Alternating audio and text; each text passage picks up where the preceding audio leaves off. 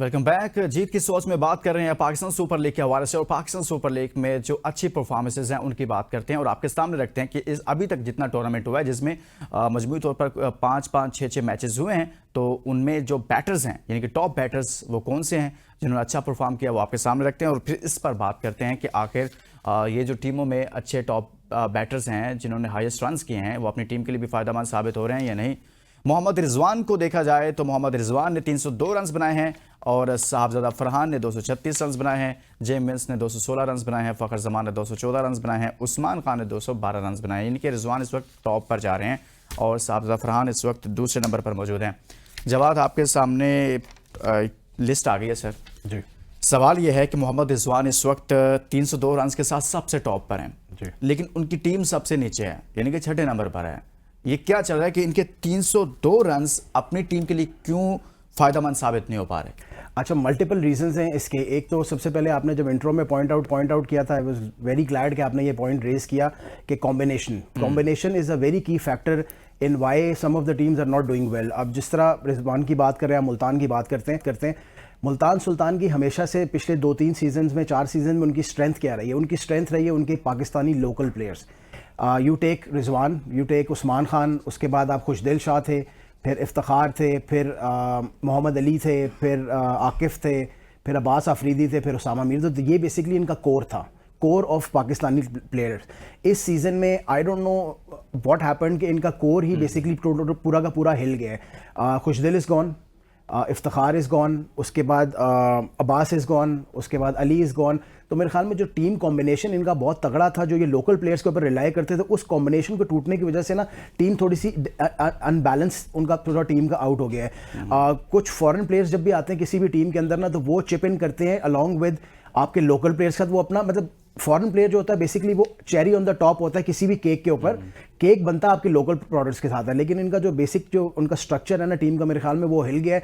Although Rizwan himself is doing very well, लेकिन उनकी ना तो बैटिंग का कॉम्बिनेशन बन पा रहा है और ना ही उनका बॉलिंग कॉम्बिनेशन उस तरह से बन पा रहा है। और सबसे बड़ा डेंट इनको पड़ा ही इनके बॉलिंग कॉम्बिनेशन के। और हमेशा रन्स करता था रिजवान, उस्मान और कुछ फॉरेन प्लेयर्स, लेकिन उनकी बॉलिंग हमेशा क्लिक करती थी with Ali, Abbas and Akif and Usama Mir. लेकिन वो कॉम्बिनेशन टूटने से मेरे ख्याल में इनको बहुत ज़्यादा नुकसान हुआ है। बहुत ज़्यादा नुकसान हुआ है। अरसलान, आप क्या समझते हैं यार? मोहम्मद रिजवान पाकिस्तान टीम के कैप्टन भी हैं, ओडीआई फॉर्मेट के कैप्टन हैं, लेकिन मुल्तान सुल्तान के भी कैप्टन हैं, साथ में सबसे टॉप स्कोरर हैं, 302 रन्स किए उन्होंने। और क्या वजह है कि उनके 302 रन्स होने के बावजूद, टॉप स्कोरर होने के बावजूद, पाकिस्तान टीम का कैप्टन होने के बावजूद उनकी टीम इस वक्त पॉइंट्स टेबल पर सर सबसे नीचे है? देखिए लुकमान, आप बिल्कुल वैलिड पॉइंट आपने रेस किया और इसी पे मैं कल भी एक ट्वीट भी कर चुका हूँ कि देखिए फ्रेंचाइजी ने मफादात को देखनी है, अपने फायदे को देखनी है, अपनी ब्रांड वैल्यू को देखनी है। उनको ये फर्क नहीं पड़ता कि कौन इंटरनेशनल प्लेयर है, कौन जो है वो पाकिस्तान की टीम के लिए किस नंबर पर खेलता है। आप रिजवान की बात कर रहे हैं, रिजवान के सारे मैचेस का उठा के देख लें जहाँ पे उन्होंने पावर प्लेस के अंदर, पावर प्ले उनका स्ट्राइक रेट अंडर 100 भी रहा है कुछ मैचेस के अंदर। तो जब आप अंडर 100 पावर प्ले में खेलेंगे तो आप फिर वो तवक्को नहीं रखते। उसके बाद अगर आप जितना भी रन्स कर रहे हैं वो अपने लिए, आपकी टीम का, उससे कोई फायदा नहीं होने वाला। और रिजवान के साथ यही प्रॉब्लम आई है कि वो जो रन्स आपको नजर आ रहे हैं वो ऑन बोर्ड उनके अपने लिए हैं, उनकी टीम में के लिए उस तरह से उनको कारगर साबित नहीं हो सके। जहां तक उनके आप बिल्कुल वैलिड बात की है जवाब ने कि बाकी टीमें, खासकर इस्लामाबाद की हम बात करते हैं, क्यों सक्सेसफुल टीम है इस पूरे पीएसएल की, कि वो अपनी कोर को हमेशा जो है वो खड़ा रखते हैं। उनके प्लेयर्स को रोल का पता है कि उन्होंने कहाँ पे कब किस प्लेयर को लेके आना है और किसको कितना मौका देना है और किसको किस नंबर पे लेके आना है। बाकी टीमों के साथ प्रॉब्लम ये आ रही है कि एक तो वो कोच शफल होने की रीजन जो है सबसे बड़ी, वो तो ये है कि हमारा पाकिस्तान क्रिकेट बोर्ड के अंदर, पाकिस्तान सुपर लीग के अंदर ड्राफ्ट सिस्टम है। उस ड्राफ्ट सिस्टम में जो कैटेगरीज जो बनाई जाती हैं वो इंतहाई फ्रॉड सिस्टम है। उसकी रीजन है कि डिजर्विंग प्लेयर जो हैं वो बेंच पे बैठे रह जाते हैं। इस वक्त भी आपकी जो नेशनल टीम के अंदर प्लेयर्स हैं, कई प्लेयर्स हैं जो बेंचों के ऊपर बैठे हैं, प्लेइंग 11 में जगह नहीं मिल रही। और इस्लामाबाद मुल्तान के साथ यही हुआ कि प्लेयर्स की कैटेगरीज जो है अपग्रेड हो गई, तो उस सिलसिले में उन्हें एक साथ सबको रिटेन करना मुश्किल हो गया था। क्योंकि जब आपने प्लेयर रिटेन करने होते हैं तो उसमें मखसूस कैटेगरीज होती हैं कि फलां कैटेगरी का इतने प्लेयर आप रख सकते हैं।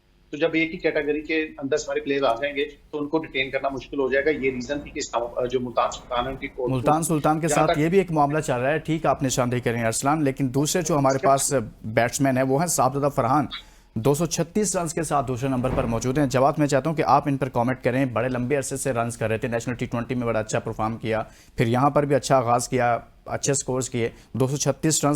आपको लगता है कि साहबजादा फरहान ने एक इंटेंट शो किया है, पोटेंशियल शो किया है, बताया है कि भाई उसमें स्पार्क है, वो पाकिस्तान की तरफ से खेल सकता है? बिल्कुल जी। मैं लेकिन एक छोटा सा quickly I want to go to the previous point again.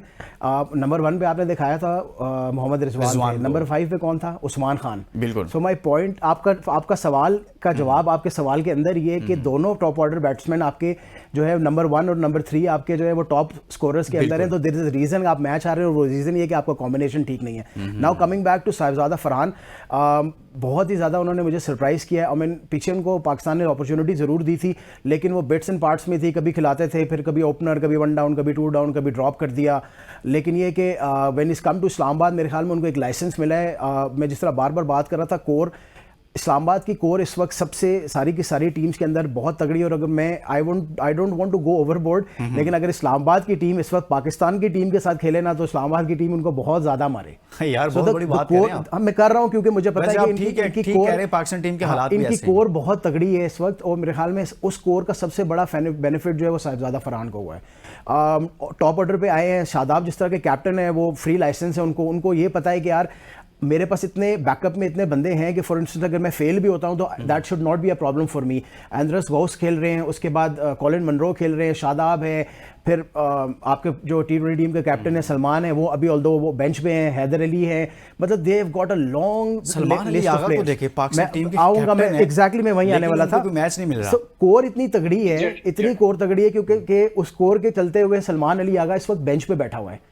मतलब मैं सरप्राइज हूं कि एक बंदा जो आपकी नेशनल टीम का कैप्टन है, वो अपनी फ्रेंचाइज में, जहां पे नेशनल टीम में आपके 11 प्लेयर्स होते हैं, फ्रेंचाइज में आपके कम से कम 66 प्लेयर्स हैं। अगर 6 11 11 को 6 से करीब मल्टीप्लाई करें तो 66 में वो स्लॉट इन नहीं हो रहा है, 11 में और वो 11 में वो कप्तान है आपका। तो मतलब this is amazing. But again hats off to the structure of the team of Islamabad United के वो किसी को भी बाहर करते हैं, किसी को भी अंदर लेके आते हैं, उनको फर्क नहीं पड़ता क्योंकि कोर उनकी हिलती नहीं, कोर बहुत तगड़ी है उनकी। और उसका सबसे बड़ा बेनिफिशियरी साहिबजादा फरहान है and he is been excellent this season.